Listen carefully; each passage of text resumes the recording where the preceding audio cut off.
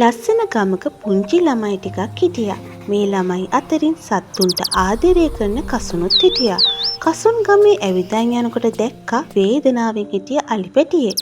කසුන් අලිපැටියාට ටිකෙන් ටික ලං වෙලා බය වෙන්න එපා අලිපැටියෝ, මම ඔයාට උදව් කරන්නම් කියලා කිව්වා.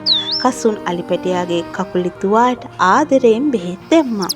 අලිපැටියාට හා කසුන්ට හරිම සතුටුයි. එයාලා හොඳ යාළුවෝ වුණා. ඉතින් මේ කතාව ගමේ ඉන්න අනිත් ළමයිටත් කසුන් කිව්වා. ඉතින් දුවේ පුතේ, මේ කතාවෙන් ගන්න පුළුවන් ආදර්ශය තමයි සත්තු කියන්නේ අපේ මිතුරෝ. අපි යාලා ආදරයෙන් බලා ගන්න ඕන. ආදරය, කරුණාව සහ මිත්‍රත්වය කියන්නේ ලොකුම ශක්තියක්. ඉතින් දුවේ පුතේ, මේ කතාව ලස්සන නම් වීඩියෝ එකට ලයික් එකක් දාලා යාළුවන්ට බලන්න ෂෙයා කරන්න. මේ වීඩියෝ එක ෂෙයා කරන අතරේ පුතාලා තවමත් අපේ channel එක subscribe කරලා නැත්නම් subscribe කරලා ඒ ළඟින්ම තියෙන bell icon එක click කරන්න අමතක කරන්න එපා.